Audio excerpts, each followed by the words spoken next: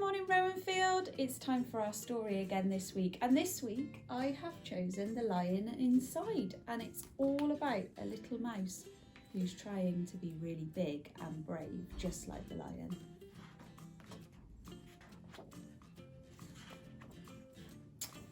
In a dry, dusty place where the land sparkled gold, stood a mighty flat rock, all craggy and old.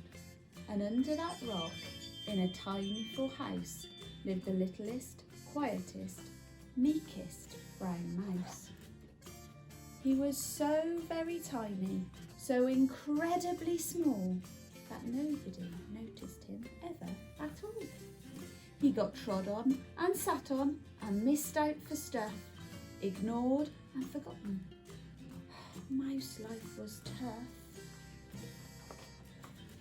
Meanwhile, far above, on top of the rock, times were quite different. It was Lion O'Clock. This huge, toothsome creature made sure everyone saw how important he was by how loud he could roar.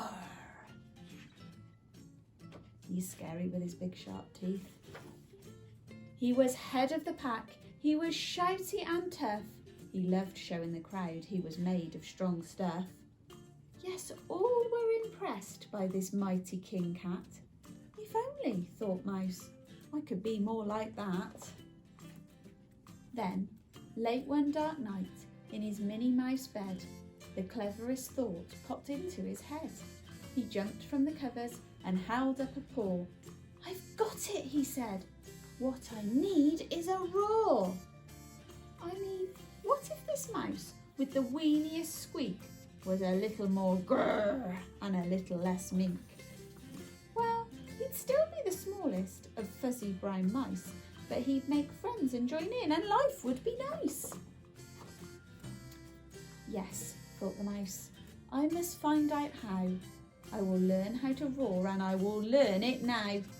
But, oh my gosh, there was only one beast who could teach him this thing that might make him a feast. It was time to be strong, take a chance.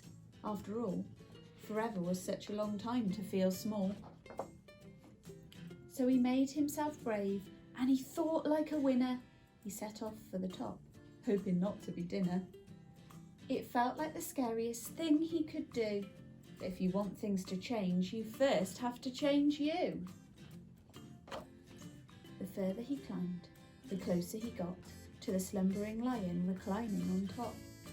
Then, at last, as he stood on his tippity toes, he found himself suddenly nose to nose. Pardon me.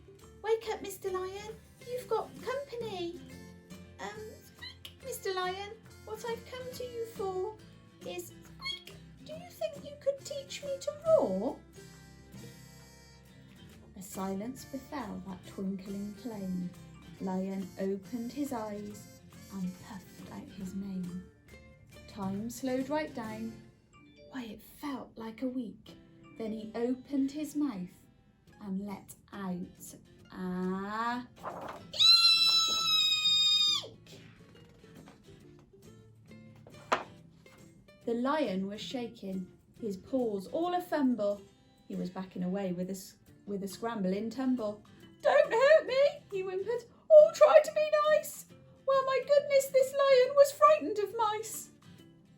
Don't worry, Mouse peeped. I'm a friend, not a foe. Let's rock this together. We'll have fun, don't you know? That was a magical moment for sure, when Mouse didn't feel at all small anymore. He had found that his true voice and learned to speak out, and for that you don't need to roar or to shout. And from that day and always, the two were a pair. They both liked that rock better now the rock was to share. The mouse, while still little, felt big in his head, and Lion, he still roared, but with laughter instead. Yes, that day they both learned that no matter your size, we all have a mouse and a lion inside. I hope you enjoyed our story this week. Why don't you send me some suggestions in the comments of stories you'd like to hear next week, and I'll see if I can read some of those instead. See you all soon.